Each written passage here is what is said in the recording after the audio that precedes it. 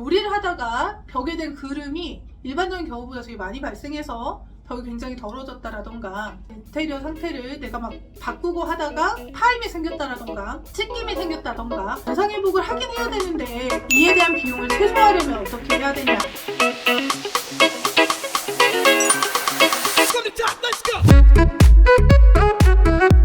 안녕하세요 여러분, 법무법인 정필 이지영 변호사입니다.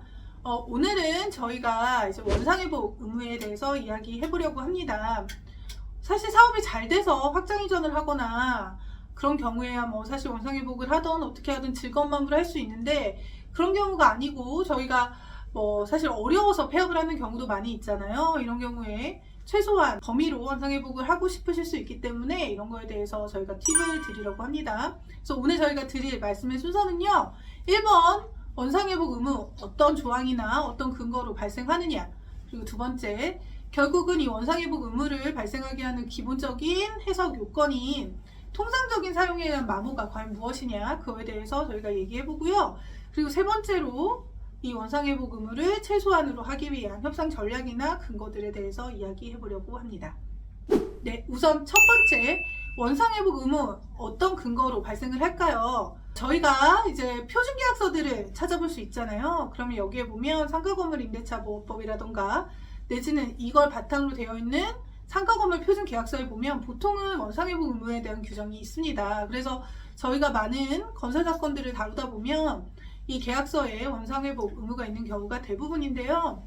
이제 결국은 이 원상으로 회복한다라는 개념이 무엇일까에 대해서 생각을 해봐야 될 것 같습니다. 이에 대해서 판례는요, 통상적인 사용에 따른 마모는 원상회복에 대한 회복해야 되는 어떤 이제 원상이 아니라고 말하고요.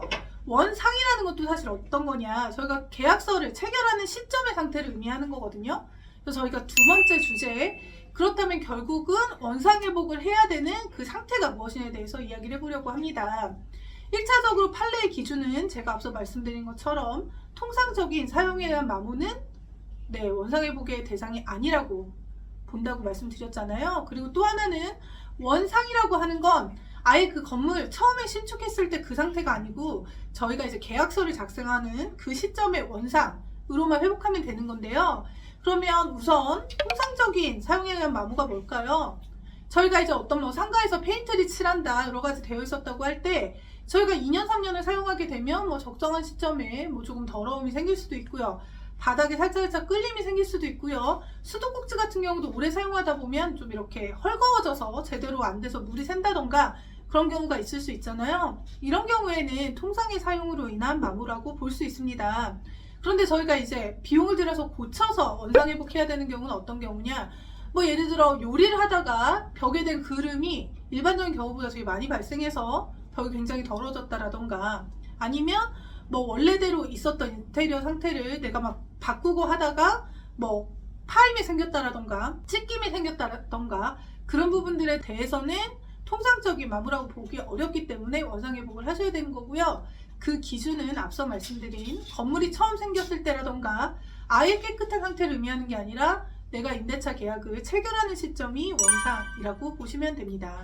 그러면 이제 다음 저희가 세 번째 주제에 대해서 말씀을 드리면요, 결국은 원상회복을 하긴 해야 되는데 이에 대한 비용을 최소화하려면 어떻게 해야 되냐라는 부분 판례랑 현실 사례로 말씀을 드리면요, 기존의 판례들이 예를 들어 임대인이 동의를 해줘서 공사를 했다고 해서 그 부분에 대해서 이제 당연히 원상회복할 때 나는 동의해서 인테리어 한 거니까 이 부분은 할 필요가 없다라는 어떻게 보면 주장에 대해서 법원에서는 이를 배척했고요. 결국은 동의를 했다고 해서 원상회복 의무를 면제해줬다고 볼 수는 없다라고 하기 때문에 인테리어 공사의 동의만으로는 원상회복 의무가 사라지지 않는다, 그렇게 생각하시면 되고요. 근데 이제 이번에는 그렇게 한 게 아니라 임대인이 명시적으로든 아니면 묵시적으로든 아니면 어떤 내용 증명까지는 아니어도 카톡이나 전화로라도 녹취가 있으셔야 되겠죠. 전화라고 하면, 아니면 문자 증거가 남아있어야 되지만 그거 할 때 여기에 대해서 내가 인테리어 공사한 거는 철거할 의무 없습니다라는 면제를 해줬다고 하면요,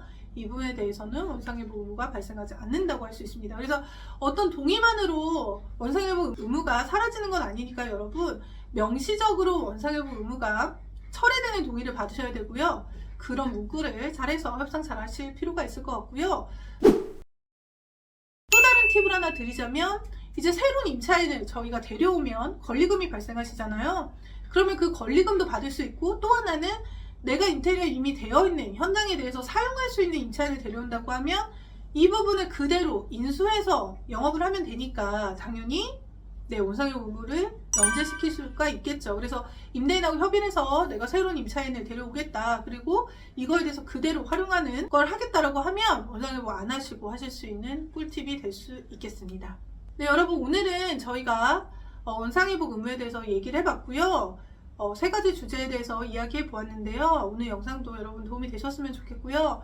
날씨가 너무너무 좋은 봄날입니다. 따뜻하고 행복한 하루 되시기 바랍니다. 감사합니다.